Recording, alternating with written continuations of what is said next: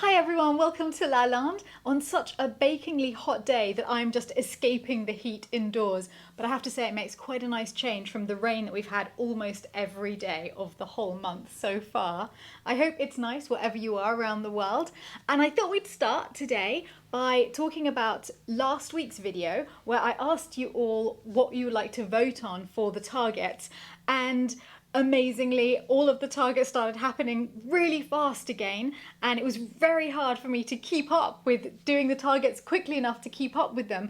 It's just been amazing. So thank you all of you for that, because it means that a lot of very exciting things are going to be happening. And looking at all of the comments last week, I think that most of you voted for the terrace, for the structural engineer to come. So I made that the goal for 13,000, because honestly, by the time we'd had the discussion, we were already past the 13,000 goal, but it was the one that you were voting for 13, and the most important one for you all was the structural engineer. So Mummy is getting a structural engineer. In the meantime, we hit the 14,000 target, which I said was going to be the new double glazed doors in the entrance hall. It is actually hard for me to describe just what a difference that's going to make. That is the worst problem in the entire house. In terms of our insulation, it's the entrance hall. And it's a real pity because, ironically, it's one of the rooms with the biggest fireplace. So it's where we really like to come together in winter and eat there because we can be near the fire. But it's by a long way the coldest room. So hopefully by replacing those doors, and maybe in future I'll start to then double glaze the windows as well, we'll be able to get that room really snug and one of the warmest rooms in the house. Because of all of you, I have ordered the doors. They are on their way and they should be fitted soon. I haven't been given a date yet. I will let you know as soon as I know. Then I decided to take your second favourite of the three things that you voted on, which was the downstairs loo, because actually a lot of you seemed quite enthusiastic about that project, and I'm definitely very enthusiastic about that project after the amount of years we've been living with that in such a mess. And those of you who watched today's Chateau Diaries will actually see how bad it is, because in today's Chateau Diaries, Selma and I were looking around the room, discussing all of the things that need doing, and it's really a big before shot of it, and you can see that the plaster just crumbling off the walls. It's absolutely horrendous in there. So thank you, all of you, for the possibility of redoing that room. Whilst Mummy deals with the structural engineer and gets on with the terrace, we've actually had our first quote back for the terrace, which was just over 20,000 euros. I'm hoping we can do it for a little less than that. I'm getting some more quotes. I do definitely want it to be proper stone slabs. The flagstones that we put there should be lasting for hundreds of years. This is a project that we're not just doing for ourselves, we're doing for future generations of people who are looking after this home. So it has to be done properly. With some of the other things, it's more about our comfort, and so we can cut corners there, but we definitely can't cut corners where we're doing anything to do with the structure or the fabric of the building. Those flagstones have to be good. So I'm still looking into it, and I'll get back to you also when we've heard back from the structural engineer and we find out when we can go ahead. Cheryl's come up with a nice idea. She says, regarding the slabs for the terrace, how about having the names of the patrons engraved on the slabs? We would donate money for our name to be engraved, also helping to offset costs for the terrace renovation. I think that's a really lovely idea, though maybe not to have the names on the tops of the slabs, because I think there'd be a real danger of it looking like a cemetery if we had names engraved on the floor. For those of us growing up with very old churches in Europe, that generally signifies that there's somebody buried under there. But I do like the idea of finding a spot that we could maybe do that in, and either have them hidden in the paving slab so that they're underneath or on the sides of the paving slabs, or have a separate plaque made which would be permanently visible there. As always, let me know what you think of these ideas, because your feedback is truly invaluable. I like James's comment. Hello Stephanie, I would vote for the terrace as there already seems to be a problem. It would be better to get someone to check it out, besides which I can just see myself on it with a glass of champagne.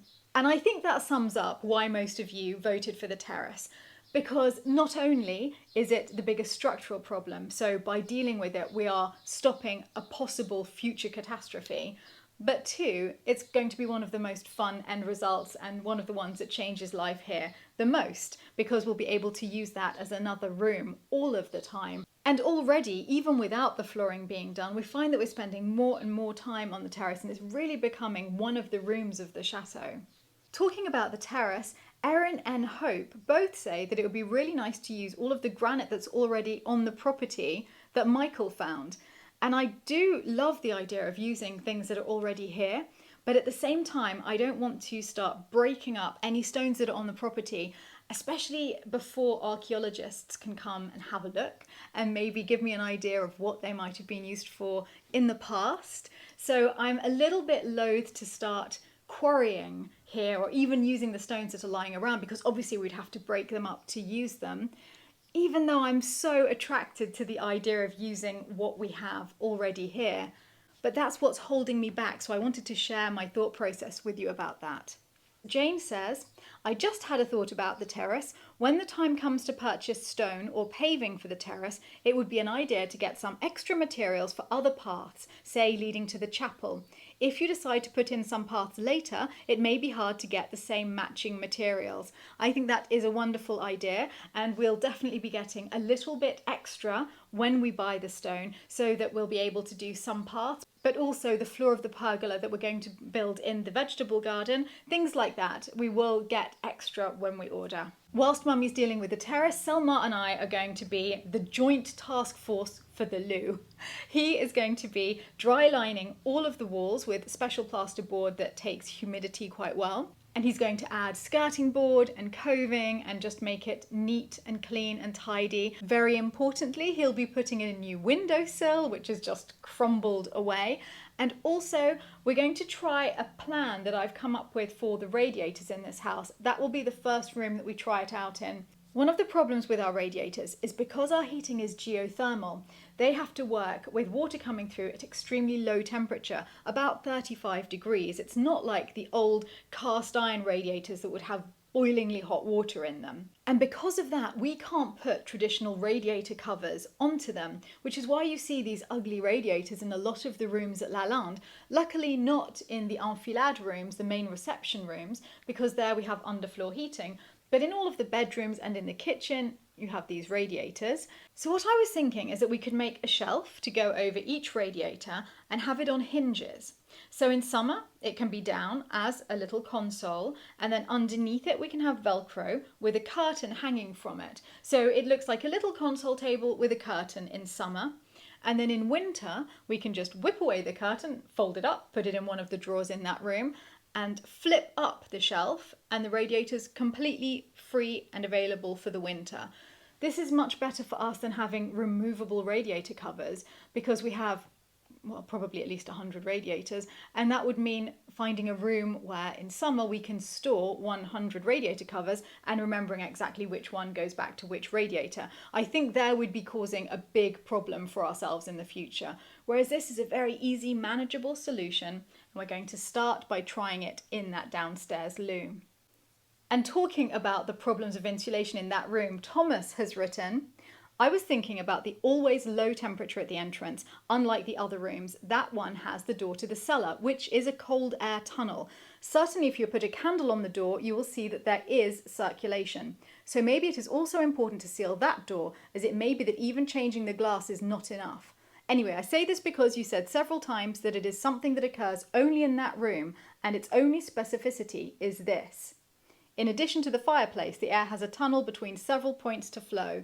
Anyway, I hope it helps. And yes, Thomas, that helps a lot. And I'm reading this comment out to you all because Thomas is a very helpful man, clearly, and is in fact more helpful than just by giving this comment, because he actually arrived the day before yesterday at the chateau as a volunteer. So he is the first of the patrons to arrive as a volunteer at Lalande, and you will probably have seen him in today's video. So there he is, Thomas Quaresma, on the comments, but now in the chateau, and he is transforming the laundry room. He has extraordinary initiative. So from his very first morning, when we thought he'd still be resting and sleeping, by the time my mother got downstairs, and she's the first of us to get up, she said she thought there'd been an explosion in the kitchen because the entire kitchen table was covered with things from the laundry room. And when she went to investigate, she found Thomas had decided to single-handedly tackle the laundry room and completely tidy it. and his ideas are really very, very good. So we are wholeheartedly backing him, and we're working on the laundry room here at Lalande, and that's going to make a very, very big difference to our daily life as well. Looking through the comments that you've all left about whether you would like to see updates on the progress of the loo or whether you would like it to be a surprise, it seems that most of you would like to see updates, maybe a mood board and the wallpaper once I've ordered it. So I think I will just show you the progress as it happens. And I really like Marie's comment. This is exciting. I'm wondering if there should be a lush pampering box in there as well for any visiting guests who need a little touch up during a party. Okay, Marie, when you get here, the two of us are going to work on the world's best pampering products for the downstairs loo and make sure that it's truly luxurious for anyone who goes in there. I think we're going to have as much fun organising that little box as we have organising the wallpaper, knowing us. And actually, Nancy has put a link to Papier de Paris, and in fact, they're one of the companies that I'm considering for the renovation of the downstairs loo. So that's amazing. There are various French companies I'm looking at, and I do love a lot of the designs that they have. They remake a lot of the historical French wallpaper designs.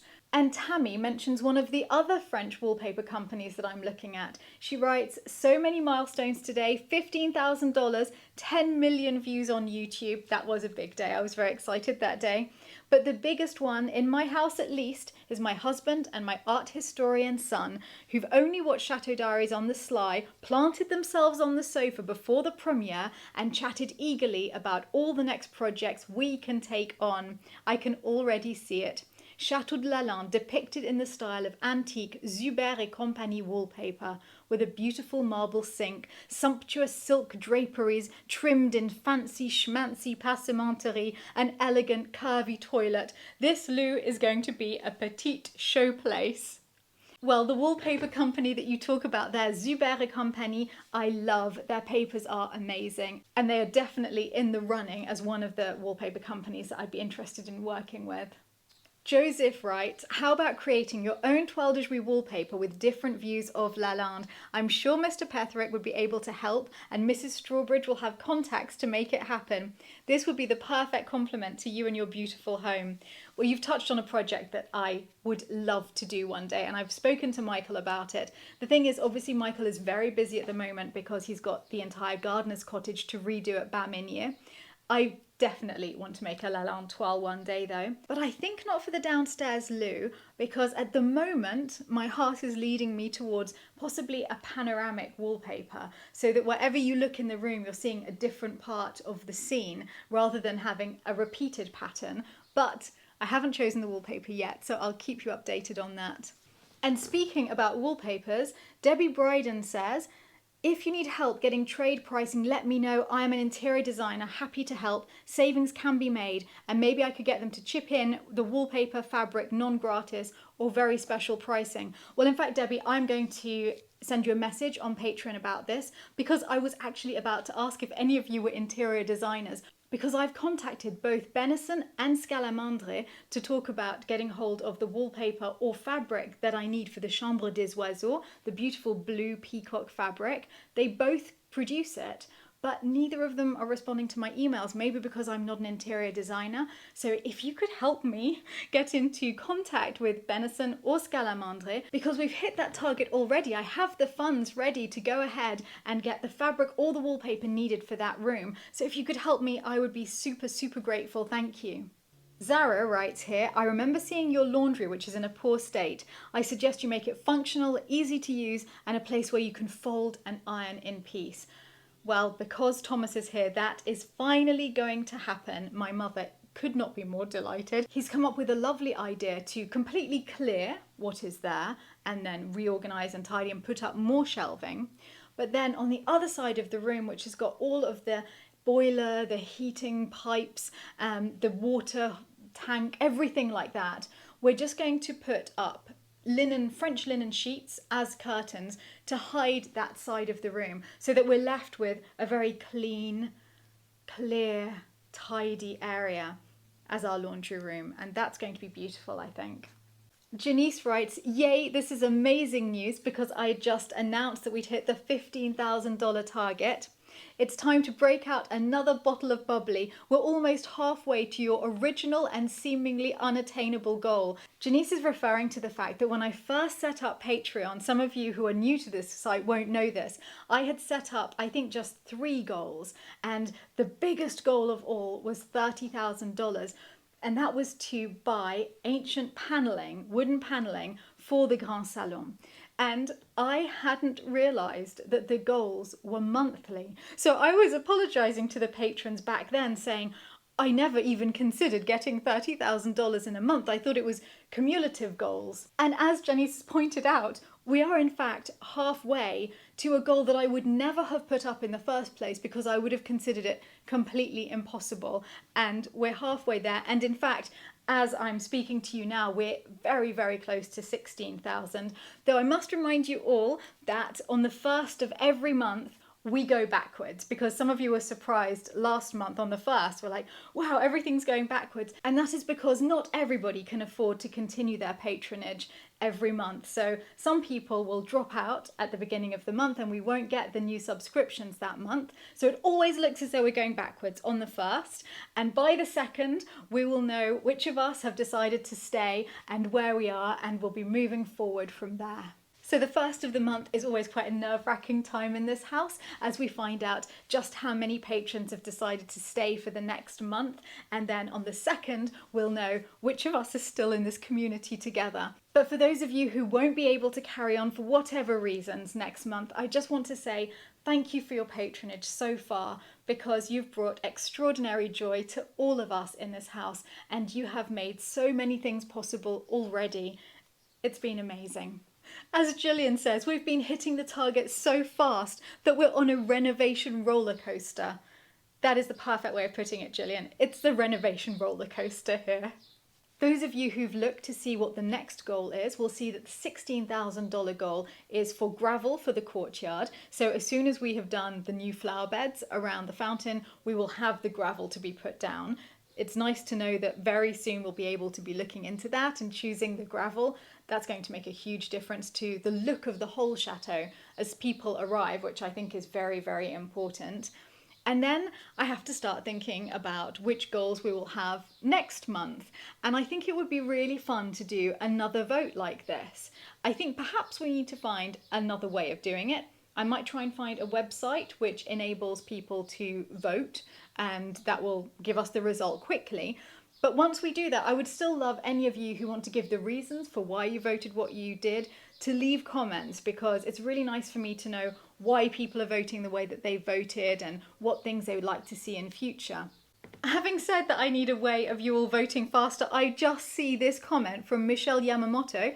Stephanie, it appears you can set up a poll that will easily calculate the votes for you. I found this. How do I poll my patrons? Page.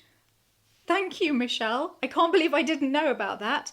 Right, well, from now on we'll do it with a poll, and then hopefully you can still leave comments on it and give me your feedback on things, but we can actually do polls like this. This is an absolutely brilliant idea.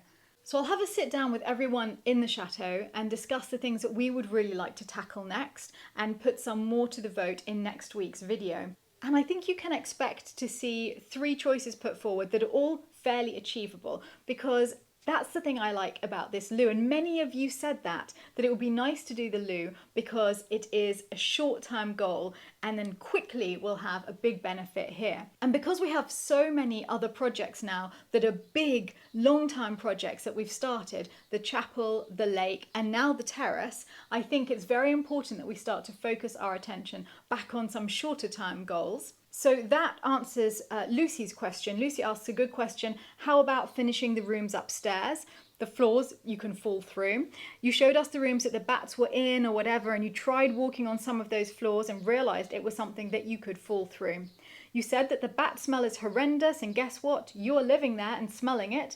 Maybe not as strongly as when you're in the rooms, but it is in the stone and the walls and the floor and the air. So you need to do something about that. I have 2 points to make about that. 1, yes, we would love to do those rooms, but that's a big structural project. And many of you mentioned Jerry's apartment. And again, that's a big structural project. So I feel that those areas, the new renovations of the outbuildings and all of the old attics, should probably be started once we've finished one of the other very big projects, the terrace or the lake or the chapel. Then we should definitely be starting more long-term projects after that, but 3 on the go is pretty good for now. As for the smell, yes, it is horrendous when you're up there. You cannot smell it anywhere else in the living areas of the chateau at all. And we will always have the bats. So even when we restore those rooms, we'll have to find some sort of area that we can create for the bats to be able to carry on roosting, nesting. What do bats do? Hanging upside down anyway, because the bats that we have here are quite rare. Batman, as we call him, comes from the local environmental agency once a year to check on the numbers of the bats. And it's not being imposed on us. We don't have to look after the bats. But I do think it's important to look after the wildlife as well. So if we can keep an area for them, I would like to do that. Clearly not areas that we're going to be turning into apartments in future. In those places, I think humans have to come before bats, but we'll always find a little spot to keep them safe as well. And Julie sums up this perfectly by saying, quick wins can be a real morale boost, especially for mummy who, like me, seems to delight in even the smallest of changes and be a bit overwhelmed by the large. Must be an age thing. I think it's great, all the ideas, and a lot of them are big. Sometimes I think the little things make all the difference, because I see a change quickly, like when you got Dan the gardener 1 day a week, or Selma's creative endeavours. So does it have to be a massive downstairs loo redo rather than a quick spruce up, for example, that we'll do for now? After renovating many houses, I found constantly being in a state of huge flux was exhausting, and I started to really love small changes that seem to make the world of a difference and can be tackled very easily. Well, the thing that you're suggesting here, this idea of a quick redo, we are doing on the laundry room at the moment. And the downstairs loo, whilst it will take longer than that, is still not a huge job. But I do think you're right that we need to add in a lot more quick wins in the coming months so that we really start to see things, because we've started so many projects. It's fantastic. They're underway, but I want to start seeing a few results around the house now. I've been very moved by this comment from Louisa, who writes, sometimes we need to do things for the sake of morale, and it's amazing how much a decent loo can lift the spirits. Whatever is chosen first, I'm thrilled to share the joy of your hopes and dreams coming true. Watching the people I love find happiness brings me unlimited happiness. And as all of you have become a part of my unofficial family, I just lost my beloved mummy, who was so like yours, my best friend and the bravest person I've ever known, who was my only relative. Now my family is the group of chosen friends in my life, and from across the channel I felt you were unofficially family. That really means a lot to me, Louisa. Thank you very much, and I'm so sorry about your loss. It sounds as though you're lucky enough to have a beautiful group of chosen friends in your life, and I think that is what's going to give you the strength that you need now. And if you get any help from this community and from everything that we're doing here, then that makes me very, very happy indeed. I can see straight away that many of you had problems with the HEIC files, HEIC. That seems to be the file that iPhones store photos in. So I'm really sorry about that. I won't upload any more photos in that format before. I'll make sure that I turn them into JPEGs first. They were little photos of the church. If any of you want me to re-upload them in JPEG, of course I will do so, let me know. But by now most of you will probably have seen the video about the Church of St. Martin in Vic. I hope you enjoyed it. I love that place so much. I can't believe how lucky I am to live near it. And we did very well on helping them with fundraising. I think a lot of you must have gone directly to their site, because when I met Anik, who is in charge of getting the funds together for the church, she told me that they had managed to raise €5,000 out of the total 40,000 that they're looking for. So that's the point at which we got involved and made the video. And I see that now they're at €8,034. So €3,000 extra has been raised in just 1 week. And I know that of that, €975 was sent directly by me for all of us, for all the people who watched the advert on that video, and for those of you who left Super Chat during the premiere. So thank you, all of you, for that. We've made a very, very real difference to that church. If any of you would like to donate and haven't done so yet, the link to do that is on YouTube in the description box underneath the video about that church. And it's really worth having a look at it because it is such a beautiful historical gem. Another piece of news that I wanted to share is that I have started a mystery project in the house. So there is something that we have ordered, and when it arrives, I will be able to start working in a room. I'm not going to tell you which one, and I will let you know later because I think it's nice to keep some surprises for you as well. I'm not sure that's going to be for filming. I have no idea whether we're doing it for filming or not. Probably not. It looks as though I will be allowed to give patrons updates during filming, just not put it onto the main vlog. So I think we're all good for that. And we're hoping to start filming in a couple of weeks, really soon. The film crew think they're going to be allowed back into France in July. But if there is any issue with me being able to show you things from the courtyard, then I won't do the courtyard for the filming, as I explained, and I might use this mystery project in its stead. So you'll still have something to look forward to, and I'll still have something to film. In this comment thread, Adriana writes, Stephanie, I'm curious what Nick and Michael Potts think of all the Patreon and vlog success, as they're co-owners, right? What is their reaction in you now being able to do so much work at Lalande? That's a good question. They're speechless, really. It's hard to describe. Nick's the funniest because basically for years he's had a decent job in London, and even though he was working from home here, he was still working for London. So whenever we've gone to a restaurant, pretty much for the past 20 years, Nicholas has been super generous and he's paid for me. And whenever I tell him what's happening with the Patreon account or with the vlogs, he just says, sushi. That's all he cares about, that I get him sushi when we go to the restaurants. He is now obsessed about the thought of lockdown ending so that we can go to London and I can get him sushi. He's just the sweetest, nicest, kindest person. He doesn't matter what we tackle first in the chateau, but all he minds about is, am I happy and will I buy him sushi when we're in London? Michael Potts has always been much more involved. Even when he wasn't an owner, he was always super involved in the things that need doing around the house and helping me enormously with setting up the website, setting up all of the B&B side of things. He's just constantly been a rock, and now he's filled with ideas. He's very like me when it comes to doing things around the house. He has moved out of the tack room that he paid for last year that was supposed to be his apartment because he says, no, it's too nice a place for rental. It can be a lovely gîte for people. So he's going to move up to the attic, the converted attic. It is not particularly nice up there. But what's really sweet is he hasn't even asked for me to use any of the Patreon money on making it nicer in the attic. He says he's going to be paying to put a shower up there for himself because at the moment there's only a bath.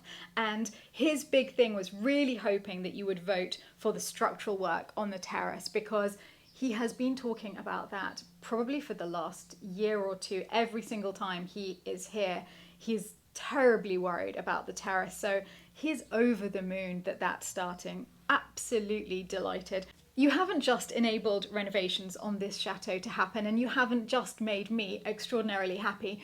You've had this knock-on effect on so many people. I have never seen Mummy as happy as she is now. Only Percy is missing to make my mother's happiness complete because she sees things moving forward, and for her that's the most important thing in life. She cannot stagnate. She hates to see people just lying around, reading a book, not getting on with things. But now this house is filled with people who are just totally focused on their task, and that's incredible. Natalia has had the very, very difficult task of getting on top of the emails. And hopefully some of you will have noticed that I've finally been able to get on top of responding to my patron messages because now all of the other emails have been taken away from me and Natty is looking after them. So I've been able to respond to quite a lot of you recently, and there's still a backlog, but I am catching up.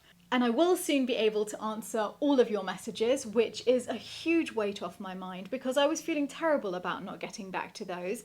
And I know that the bed and breakfast and all of that side of things is being looked after by Natty.